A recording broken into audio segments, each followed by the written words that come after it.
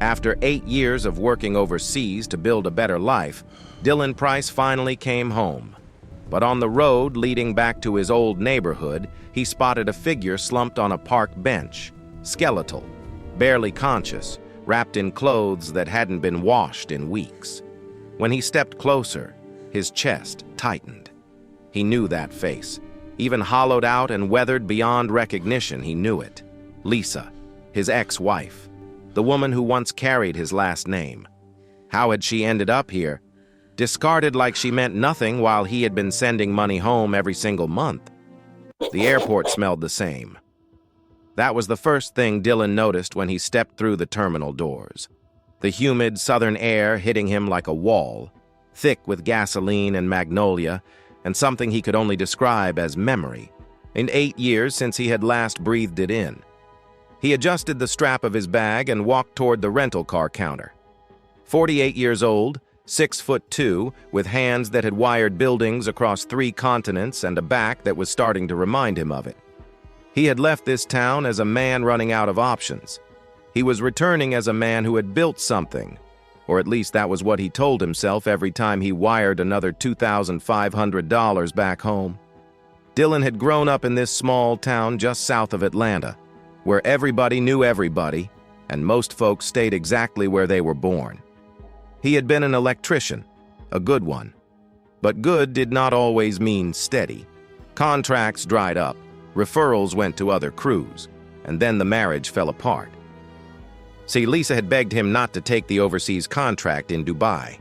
She said they could figure things out together, that they did not need more money, they needed more of each other. But Dylan believed the opposite. He believed that if he could just earn enough, everything else would fall into place. That belief cost him his marriage. Lisa filed for divorce 3 months after he left, and he signed the papers from a studio apartment 6,000 miles away, telling himself it was temporary, that she would understand eventually. For 8 years after that, he sent money home through his older sister, Gloria. She had volunteered to manage everything, handle the household expenses, make sure Lisa was taken care of, keep things running while he was gone. Gloria was the responsible one, the church-going one, and the one everybody in the community trusted. Dylan had no reason to doubt her, so he didn't. He rolled down the window as the rental car pulled onto the highway.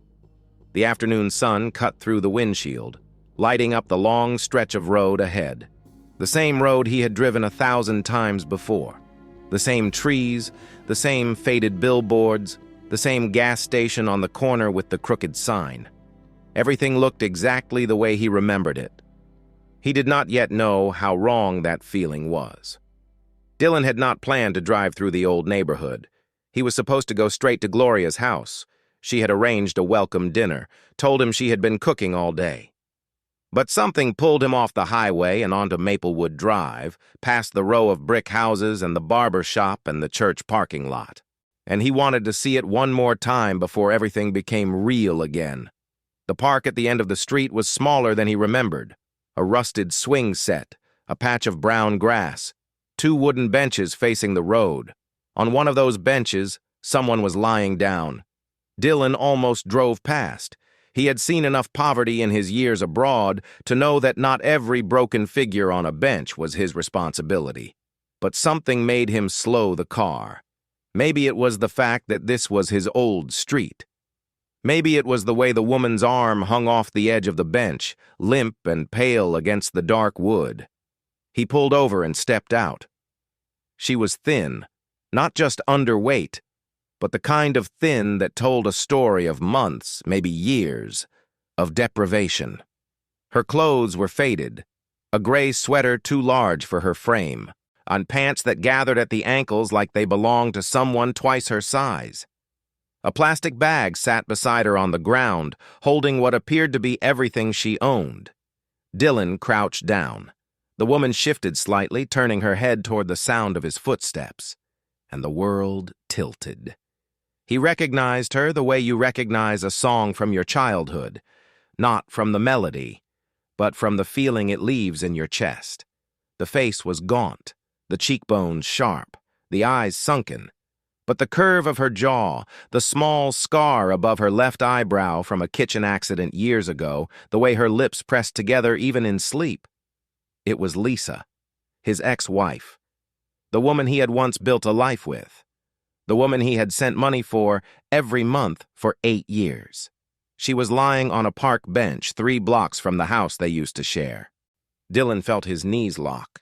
His mouth opened, but nothing came out. He stood there, frozen between the man he had been and the reality he could not yet process. He knelt beside her and said her name, just once. Lisa's eyes opened. They were glassy, unfocused, drifting. But when they found his face, something flickered, not relief, not gratitude, fear. The emergency room doctor spoke to Dylan in the hallway, clipboard in hand, voice clinical and even. Severe malnutrition, dehydration, untreated hypertension, early signs of kidney distress, chronic depression, likely ongoing for several years. No medications in her system, which meant she had not been receiving treatment for any of it. No health insurance, no emergency contact listed, no permanent address on file. Dylan stood with his arms crossed, was staring at the fluorescent light above the doctor's head. He had spent 8 years wiring commercial buildings in Dubai and residential towers in London. He understood systems, how circuits connected, how current flowed, how one faulty wire could bring an entire structure down. And standing in that hallway, he could feel it. Something in the system of his life had been faulty for a very long time. He paid the hospital bill without asking the amount. The clerk looked at him, then at the form, then back at him, as if waiting for him to change his mind. He did not. He sat in the waiting area for 3 hours. The television mounted in the corner played a talk show he did not watch. A vending machine hummed in the background. The chair was hard plastic, the kind designed to keep people from staying too long. Dylan stayed, and he kept coming back to one image.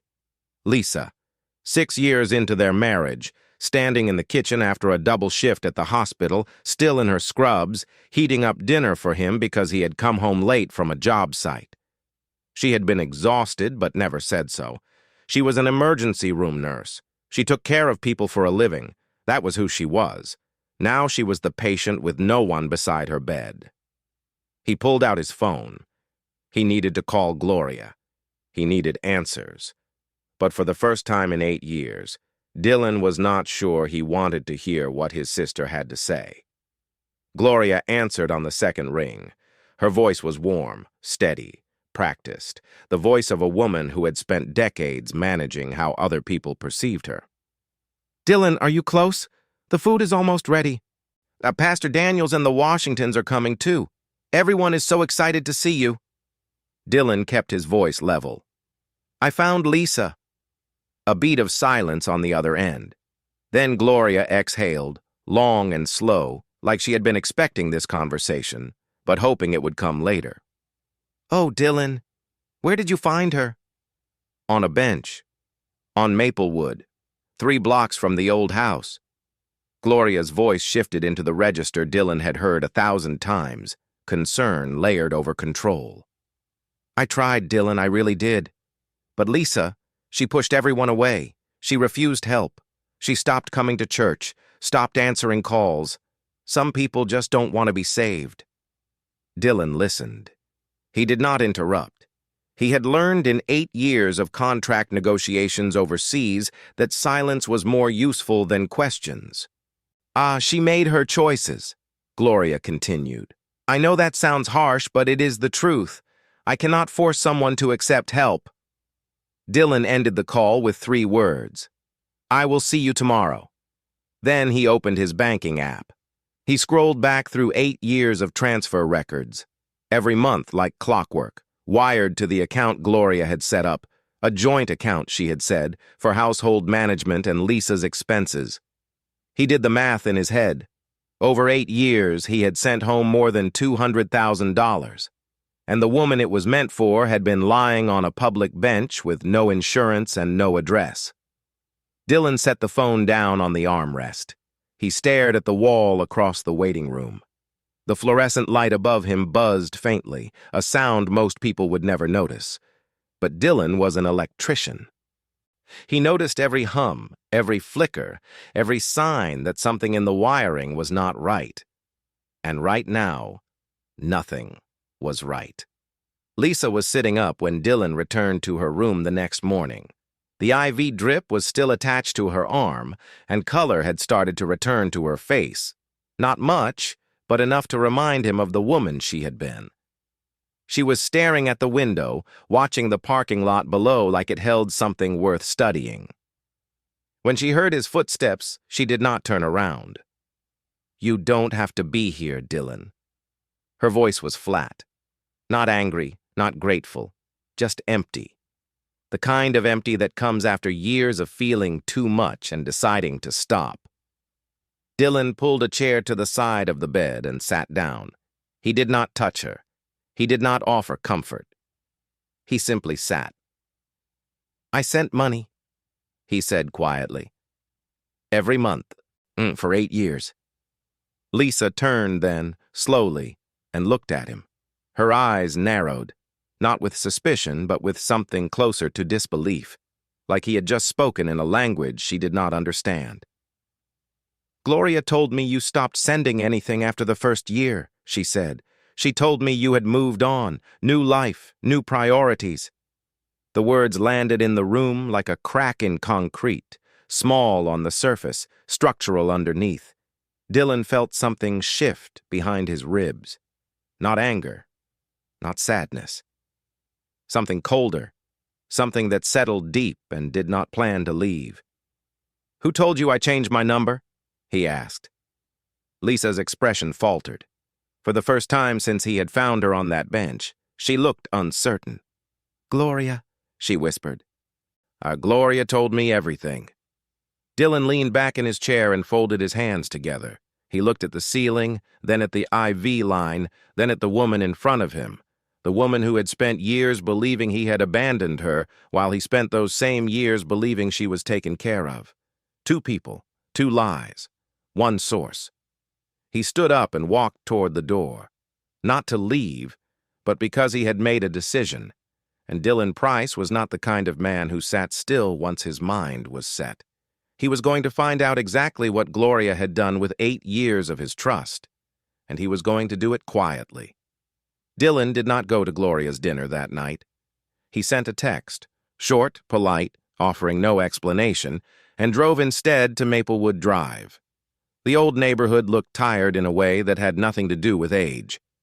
Porches sagged under the weight of years without repair. Lawns had gone from green to brown to something in between. A few houses had been boarded up entirely, their windows covered with plywood that had already started to peel.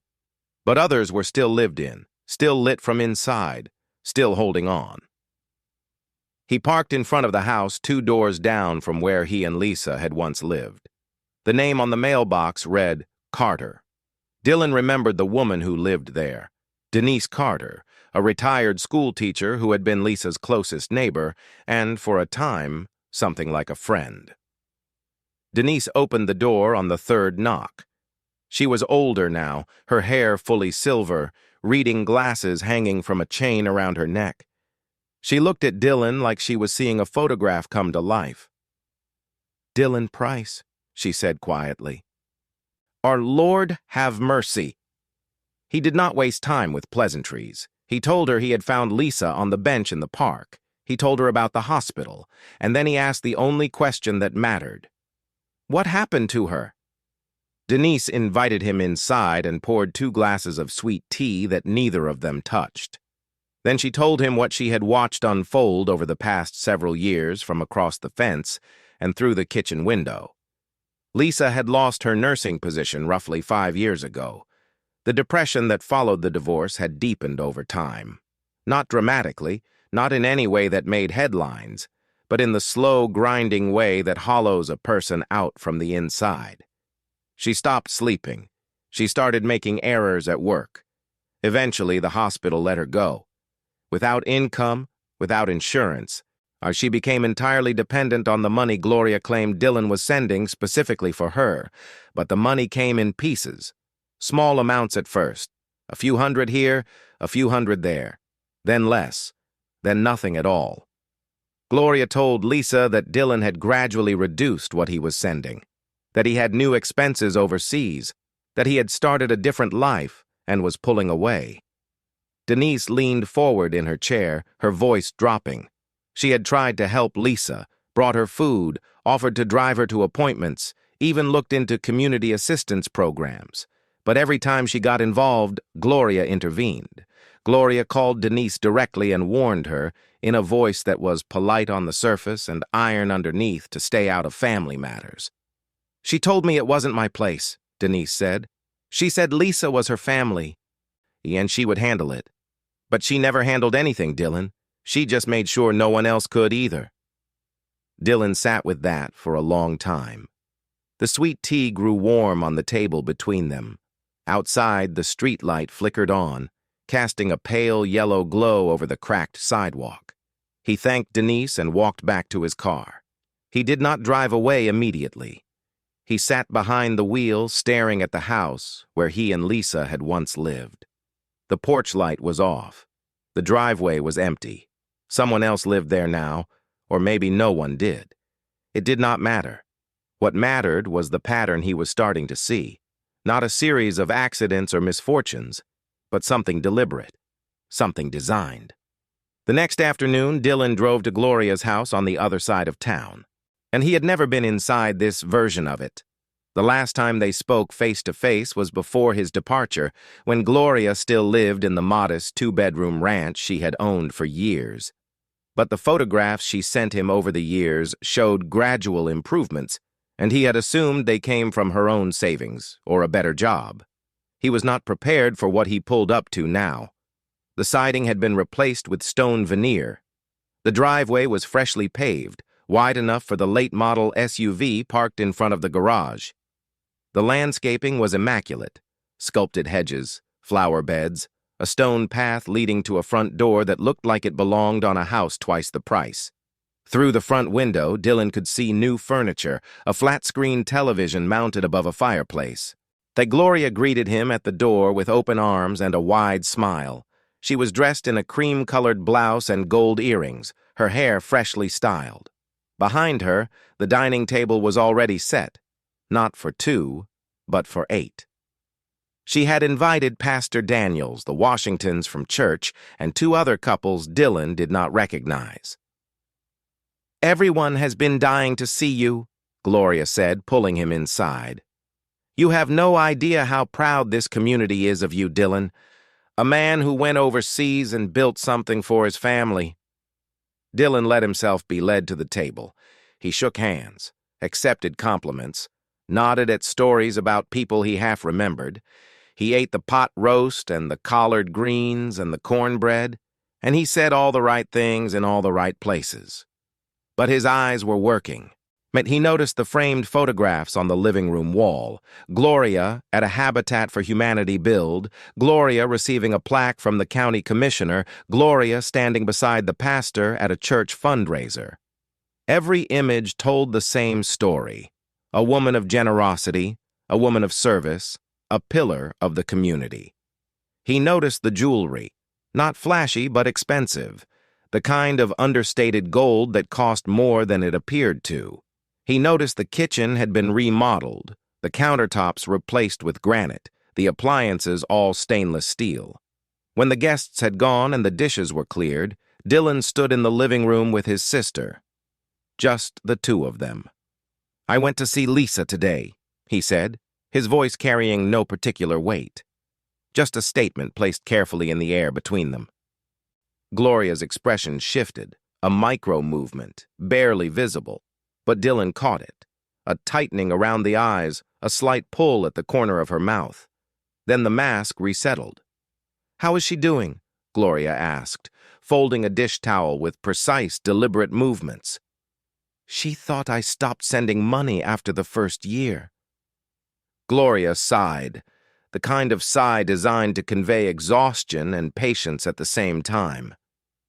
"Dylan, I told you, Lisa is not well. She has not been well for a long time. She says things that don't always line up with reality. That is part of her condition. Dylan nodded slowly. He picked up his jacket from the back of the chair. Nice countertops, he said on his way out. When did you get those done? Gloria did not answer. 3 days after being admitted, now Lisa was strong enough to sit up without assistance and eat solid food. The color in her face had shifted from gray to something resembling life, though her eyes still carried the flat, distant quality of someone who had spent years looking at the world from behind glass. Dylan came every morning. He brought coffee, black, no sugar, the way she had always taken it, and sat in the chair beside the bed without demanding conversation. Some mornings they talked about nothing: the weather, the hospital food, the noise from the hallway. On the 4th morning, Lisa looked at him and said something that was not about the weather. I used to be good at my job. Dylan set his coffee down. Lisa stared at the ceiling. She told him about the years after he left. Not in a rush, not in a flood of emotion, but in the careful, a measured way of someone who had rehearsed this story in her own head 1,000 times without ever saying it out loud. The first year had been manageable. She still had her nursing position. Gloria came by occasionally, dropped off groceries, passed along small amounts of cash, and said it was from Dylan. Lisa believed it. She had no reason not to. But the depression crept in slowly, the way water finds cracks in a foundation. She started sleeping 12, 14 hours a day. She called in sick more than she should have. The hospital put her on probation, then let her go. After that, Gloria became her only lifeline, and the lifeline grew thinner every month. Gloria explained that Dylan was sending less, that the overseas contracts were not as profitable as he had hoped. Then Gloria told her that Dylan had changed his phone number and stopped responding to messages. Lisa tried calling the old number. It was disconnected because Dylan had switched carriers when he moved from Dubai to London, a detail Gloria knew but Lisa did not. Without work, without insurance, without any way to reach the one person she believed still had an obligation to her, Lisa drifted. She moved from the house to a rented room, from the rented room to a shelter, from the shelter to the street. Each step down felt inevitable, like gravity pulling her toward something she could not resist. Dylan listened without interrupting. When she finished, he asked a question he already suspected the answer to. Why didn't you go to someone else? Denise, the church, anyone? Lisa turned her head and looked at him directly. Because Gloria told everyone the same thing she told me. That you had moved on, that I was unstable, that I refused help. By the time I realized what she was doing, there was no one left who would believe me over her. The room was quiet except for the beeping of the heart monitor. Dylan looked at the IV line running into Lisa's arm, the thin plastic tube carrying saline into a body that had been starved of everything: food, money, truth, dignity, for the better part of a decade. He left the hospital that afternoon and called a financial attorney named Raymond Wells, a man he had found through a referral from his old union contact. He gave Raymond one instruction: trace every dollar he had sent home for the past 8 years and tell him exactly where it went. Raymond Wells worked quickly. Within a week, he had subpoenaed bank records. He cross-referenced wire transfers and built a spreadsheet that told a story more damning than anything Lisa or Denise had described. Dylan had sent a total of $214,000 over the course of 8 years. The money went into a joint account that Gloria had opened under both their names, a detail she had arranged during Dylan's first year overseas when he signed the paperwork remotely without reading the fine print. From that account, Gloria had disbursed funds in a clear pattern. The first 6 months, she transferred reasonable amounts to Lisa, enough to cover rent and basic expenses. After that, the transfers to Lisa shrank. By the end of the 2nd year, they stopped entirely. The rest of the money told Gloria's story: mortgage payments on her house, the kitchen renovation, the new SUV, donations to the church, large, conspicuous donations that earned her recognition and influence. a small business license for a catering company registered in Gloria's name alone. Lisa had received a total of $14,800 out of everything Dylan had sent. Raymond laid the documents across his desk and looked at Dylan over the top of his glasses. This is textbook financial fraud. She had fiduciary access to your funds and used them for personal enrichment while the intended recipient received almost nothing. Dylan stared at the numbers. Each line item was a month of his life. A month of 12-hour shifts in Dubai heat, a month of London rain, a month of eating alone in a studio apartment, and telling himself it was worth it because the money was going where it needed to go, when it had never gone where it needed to go. Dylan returned to the hospital the following day with a question he had been turning over in his mind since the conversation with Denise. He sat down beside Lisa and set a printed photograph on the bed, a screenshot from Gloria's social media page, taken roughly 3 years ago. In the image, Gloria stood at a church gala, smiling broadly, wearing a gold bracelet with an engraved clasp. Dylan recognized the bracelet. He had ordered it online from London and shipped it to Gloria's address with a note that read, "For Lisa's birthday." Lisa looked at the photograph for a long time. Then she closed her eyes. "I knew," she said softly. Dylan did not move. Lisa told him the rest. Roughly 3 years ago, Denise had shown her that same photograph on her phone. Lisa recognized the bracelet immediately. She had seen it in a package Gloria brought over, watched Gloria open it at her own kitchen table, and put it on her own wrist without a word of explanation. That was the moment Lisa understood the full scope of what was happening. The money, the gifts, the messages that never arrived. None of it was accidental. Gloria had built an entire architecture of deception, and Lisa was living inside it. Dylan asked the question that burned the hottest. "If you knew, why didn't you tell someone? Why didn't you find a way to reach me?" Lisa opened her eyes and looked at him with an expression that held no self-pity, only exhaustion.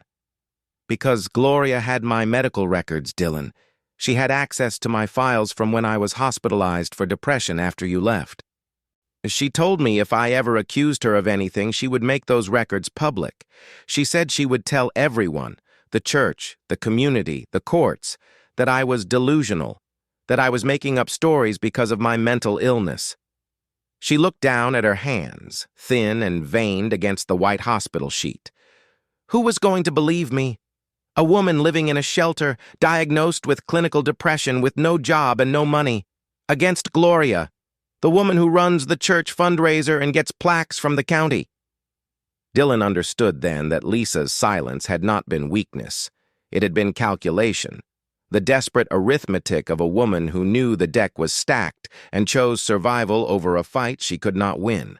And he understood something else, something that sat heavier than all the financial documents combined. Gloria had not just stolen his money. She had weaponized stigma. She had taken the most vulnerable part of Lisa's history and turned it into a chain. That night, Dylan sat alone in his motel room on the edge of town. The bedspread was thin, the air conditioner rattled in the window, and the parking lot outside was empty except for his rental car and a pickup truck with a cracked taillight. He had spent the past week directing his anger outward, at Gloria, at the system, at the years of lies. But sitting alone in that room, with nothing between him and his own thoughts, Dylan felt the anger turn inward. 8 years. He had been gone for 8 years. And in all that time, he had never once flown home to check on things himself. And he had never called Lisa directly. Not after the first few months, when Gloria assured him that Lisa needed space and that hearing from him only made the depression worse. He had accepted that explanation because it was convenient. Because calling Lisa meant facing the guilt of leaving. Because every conversation with her would have been a reminder that he had chosen distance over presence, money over proximity, escape over accountability. He told himself he left to build a better life. But had he also left because staying meant sitting with the failure of his marriage, the weight of a community that looked at him and saw just another black man who could not keep his family together? Had the overseas contracts been an opportunity or an exit? So Dylan walked to the bathroom and looked at his reflection in the mirror. 48 years old, lines around his eyes, gray creeping into his beard. A man who had wired buildings that would stand for 100 years, but could not maintain the connections in his own life. Gloria was the one who stole the money. Gloria was the one who lied. But Dylan was the one who made it easy. He had handed over his responsibility to someone else and called it trust. He had substituted wire transfers for presence and called it sacrifice. He had avoided the hard conversations and called it respect for boundaries. The truth was simpler and uglier. He had been afraid. Afraid of Lisa's pain. Afraid of his own inadequacy. Afraid that if he came back, he would discover that leaving had been the wrong choice, and that he had known it all along. He turned off the bathroom light and sat on the edge of the bed. He did not sleep for a long time. But when he did, he slept with a clarity he had not felt in years. Because the guilt, as heavy as it was, had burned away the last of his hesitation. He knew what Gloria had done. He knew what he had failed to do. And he knew what came next. Dylan arrived at Gloria's house the following evening without calling ahead. She opened the door in a bathrobe, surprised but composed within seconds, already reaching for the practiced warmth that she wore like a second skin. "Dylan, you should have called. I would have made something." "This won't take long," he said, stepping past her into the living room. He set a manila folder on the coffee table. The same coffee table that sat on the hardwood floors his money had paid for. And in the living room his money had furnished, in the house his money had renovated. Inside the folder were the bank statements, the transfer records, the business filings, and a printed summary from Raymond Wells. "Explain this," Dylan said. Gloria stared at the folder without opening it. Her jaw tightened. Her fingers curled around the belt of her bathrobe. For a long moment, she said nothing. Then she sat down across from him and opened the folder. She flipped through the pages slowly, deliberately, as if she were reviewing someone else's file. When she reached the last page, she closed the folder and placed both hands flat on top of it. "You have no idea what it was like here while you were gone," she said, her voice low and controlled. "You left. You got on a plane and you left. And I was the one who stayed. I was the one who answered the phone when people asked where you were. I was the one who showed up at every funeral, every church service, every community meeting. I held this family's name together while you were on the other side of the world. Sending money like that was enough." Dylan let her talk. He had learned long ago that people reveal the most when they believe they are defending themselves. Gloria's voice climbed. "Do you know what it's like to be the one who stays? To watch your little brother get praised for sending checks while you do all the actual work? Mom and Dad always talked about you. Dylan, the talented one, Dylan, the smart one, Dylan who was going to make something of himself. And what about me? I graduated too. I stayed too. I took care of them when they were sick. But nobody made a fuss about Gloria. Did they?" She was crying now, but the tears did not soften her. They sharpened her. "That money? I earned it. I earned it by doing everything you refused to do, by being here, by staying." Dylan looked at his sister, really looked at her, and saw something he had never fully understood before. The resentment was not new. It was not born from his departure 8 years ago. It had been building since childhood, brick by brick, slight by slight, year by year. Gloria had spent her entire life feeling overlooked, and when the opportunity came to take what she believed she was owed, she did not hesitate. It did not excuse what she had done. Nothing could excuse it. But Dylan saw the wound beneath the crime, and it made everything worse, because it meant this was not just about greed. It was about a family that had failed to see one of its own, long before the money ever entered the picture.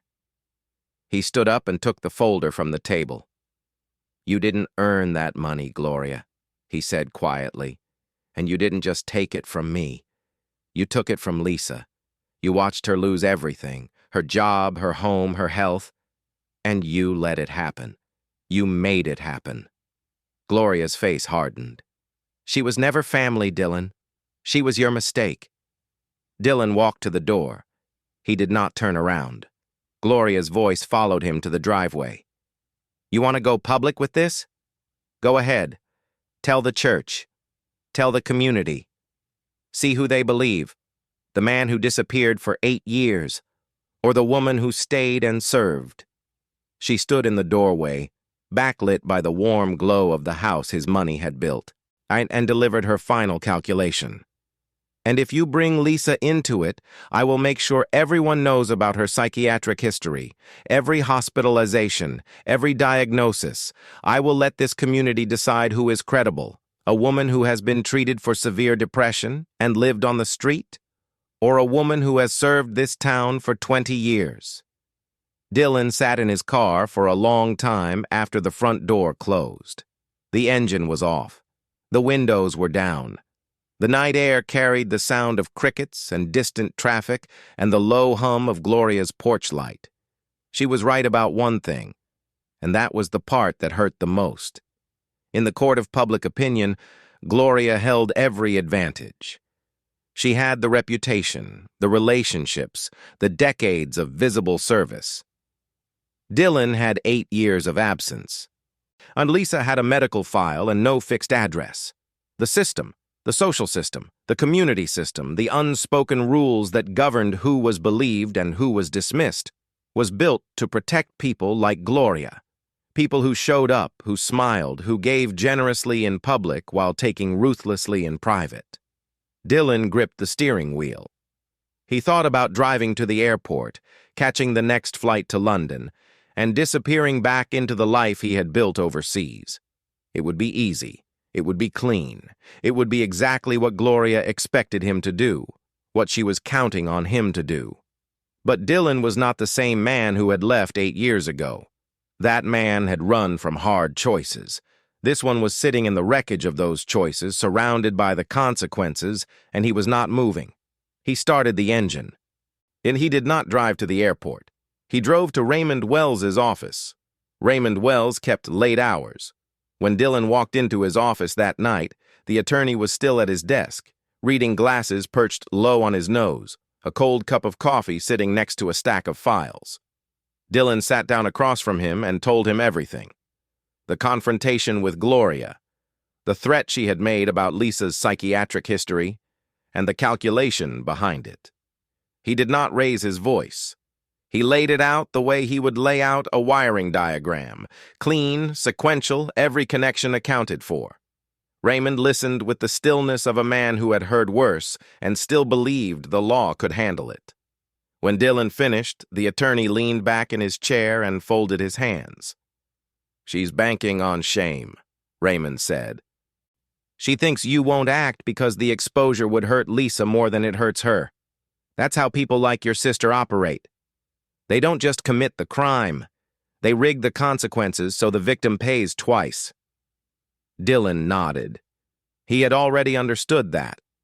What he needed was a way around it, a path that did not require the community's approval or sympathy, a path that did not put Lisa on trial for the crime of being sick.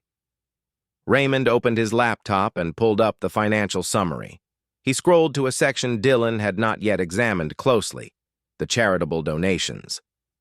Over the past 6 years, Gloria had made significant contributions to her church and 2 local nonprofits. The amounts were substantial, between $5,000 and $12,000 per year. On each donation was made from the joint account funded entirely by Dylan's wire transfers. But on Gloria's federal tax returns, every single contribution was listed as a personal donation made by Gloria Price. She had claimed the full amount as charitable deductions, reducing her taxable income by tens of thousands of dollars over half a decade. Raymond turned the laptop to face Dylan. "This is not a family dispute anymore. claiming someone else's money as your own charitable donation to receive a federal tax benefit. That is tax fraud. It does not matter that she is your sister. It does not matter that she goes to church every Sunday. The IRS does not care about her reputation. Dylan studied the numbers on the screen. She had not just stolen from him. She had turned his sacrifice into her tax shelter. He looked up from the screen. What do you need from me?" Raymond began listing what he would require. Signed authorization to release the bank records, a sworn statement from Dylan documenting the original purpose of the funds, a deposition from Denise Carter confirming what she had witnessed, and Lisa's consent to provide her own account if she was willing. Dylan left the office close to midnight. The air outside was warm and still. He stood on the sidewalk and looked up at the sky. The same sky he had looked at from Dubai, from London, from every temporary place he had lived for the past 8 years. It looked different from here, closer, heavier. He was not doing this for revenge. He was not doing this to humiliate Gloria. He was doing it because a woman had been left to starve while the person responsible slept in comfort. And the only thing standing between injustice and accountability was paperwork. Dylan did not need the community to believe him. He needed the law to work. Over the following 2 weeks, Raymond Wells assembled the case with the precision of a man who understood that paperwork, not passion, won legal battles. He filed a formal complaint with the Internal Revenue Service, supported by 8 years of bank records, wire transfer confirmations, and Gloria's tax returns. The complaint detailed a pattern of fraudulent charitable deductions totaling over $52,000 in claimed tax benefits derived from funds that belonged to Dylan Price. Simultaneously, Raymond filed a civil lawsuit on Dylan's behalf against Gloria Price, seeking full restitution of misappropriated funds plus damages. The filing was public record, as all civil suits were. Dylan did not hold a press conference. He did not post on social media. He did not stand on Gloria's porch and make accusations. He simply let the legal process do what it was designed to do. The first ripple came from the church. Pastor Daniels received a copy of the civil filing, not from Dylan, but from a member of the congregation who worked at the county courthouse and recognized the name. The pastor called Gloria to ask if the allegations were true. Gloria denied everything. But the pastor had known Dylan since he was a boy, and the numbers in the filing were specific in a way that denial could not easily erase. The second ripple came from the nonprofits. When the organizations that had received Gloria's donations learned those funds were potentially misappropriated, they launched internal reviews and quietly distanced themselves. Gloria's name was removed from their upcoming fundraising materials. Her photo came down from their websites. The third ripple was the quietest and the most devastating. The women Gloria had spent years cultivating, the church circle, the neighborhood committee, the book club, began to pull away. Not dramatically, not publicly. They simply stopped calling, stopped inviting her to lunch, stopped saving her a seat in the third pew on the left side of the sanctuary. Gloria Price had spent 20 years building an image of generosity and moral authority. It took 3 weeks for that image to develop cracks that no amount of charm could repair. Dylan watched none of this unfold in person. He did not attend the hearings. He did not seek updates from mutual acquaintances.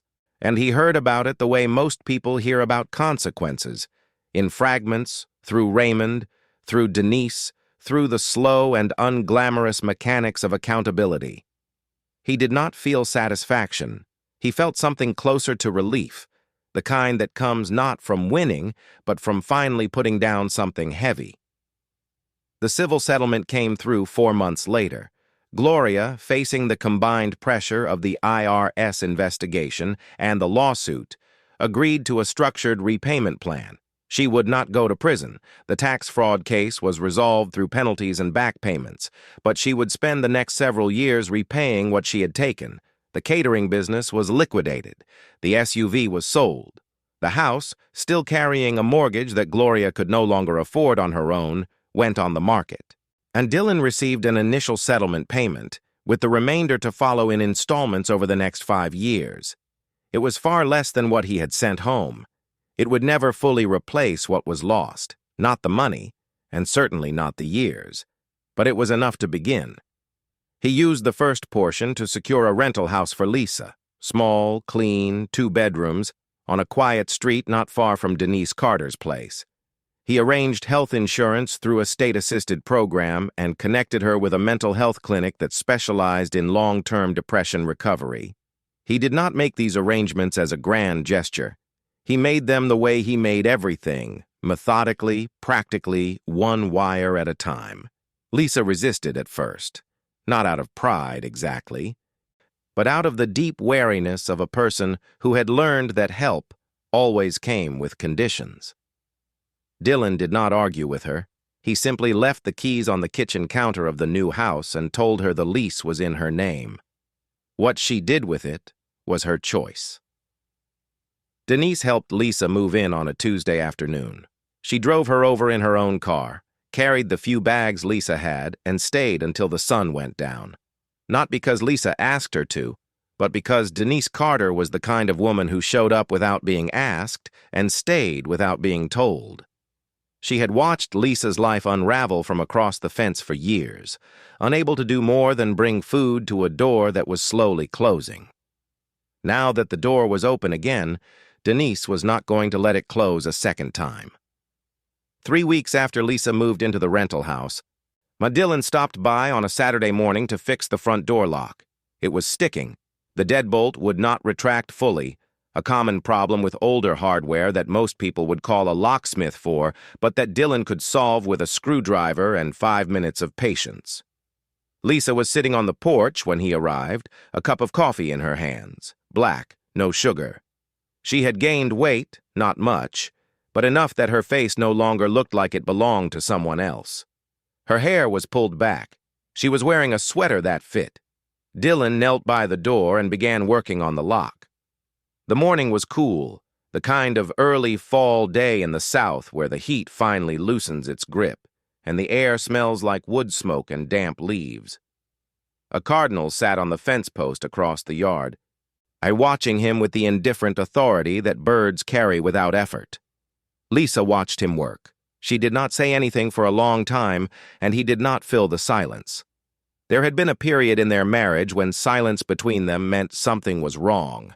Now it meant something different. It meant they had both run out of pretense and found that what remained, though quieter, was more honest than anything they had shared before. When the lock clicked smoothly into place, Dylan stood and tested it twice.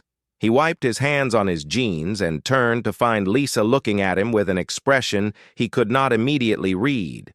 It was not love, not the way it had once been. It was not gratitude either, or at least not the simple kind. It was recognition, the look of someone seeing another person clearly, or perhaps for the first time, without the distortion of expectation or resentment. "I'm sorry I wasn't here," Dylan said. The words were plain. He did not dress them up or explain them away. He did not list his reasons or his regrets. He simply said what was true. Lisa held his gaze. The coffee steamed gently between her hands. "You're here now," she said. Neither of them moved to hug or touch. They did not need to. Some fractures heal without returning to their original shape, and what forms in the gap is not weakness. It is something that has been tested and did not break a second time. Dylan nodded. He picked up his toolbox and walked down the porch steps. Dylan did not go back to London. He called his former employer overseas, thanked them for 8 years of steady work, and then declined the contract extension they had been holding for him. Then he applied for a position with an electrical company based 20 minutes outside of town, a mid-size outfit that serviced commercial buildings and government facilities across the county. They hired him within a week. His certifications from international projects made him overqualified for the role, but Dylan did not care about the title. He cared about proximity. He cared about being close enough to matter. He rented an apartment on the west side of town, halfway between his new job and the street where Lisa lived. It was small, one bedroom, a kitchenette, a window that looked out onto a parking lot. It was the most permanent thing he had lived in since leaving. Every morning, Dylan drove to work along the same route. The road took him past Maplewood Drive. He passed the old neighborhood, past the park with the 2 wooden benches at the end of the street. He passed that park every single day. The bench where he had found Lisa was still there. Same rusted bolts, same peeling paint, same view of the cracked sidewalk and the row of tired houses beyond. But the bench was empty now. It was just a bench. A piece of public furniture with no story attached to it, no weight, no ghosts. Lisa was not there anymore. She was 3 miles east, in a house with a working lock and a porch and a cup of black coffee, slowly rebuilding a life that had been dismantled by someone she trusted and neglected by someone she loved.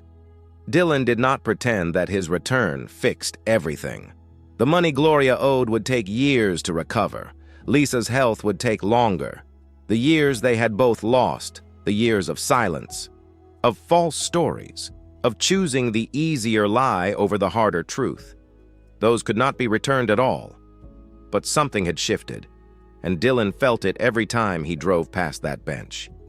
He had spent 8 years crossing oceans, wiring skyscrapers, sending money through circuits he never bothered to inspect. He had believed that distance could be bridged with dollars, that responsibility could be outsourced, that love, or whatever remained of it, could survive on wire transfers alone. He knew now that it could not. Coming home was not the flight from London. It was not the moment he stepped off the plane or the moment he found Lisa on that bench. Coming home was the decision to stay, to stop running from the wreckage and start walking through it, one step at a time, with his eyes open and his hands in the work. And Dylan Price had traveled the world to provide for the people he left behind. But the thing they needed most, he had carried with him the entire time, and never thought to leave it where it belonged: his presence. He drove past the empty bench, turned onto the highway, and headed to work. Sometimes the people we trust the most are the ones who take the most from us. And sometimes the hardest part of coming home is not the distance. It is facing what we left behind. If Dylan's story stayed with you, if it made you think about someone you haven't called in a while, or a truth you have been avoiding, then it did what it was meant to do. Stories like this don't just live on a screen. They live in the choices we make after the screen goes dark. If this one meant something to you, share it with someone who needs to hear it. And if you are still here, still watching, still listening, thank you. That means more than you know. Subscribe so we can keep telling stories that matter.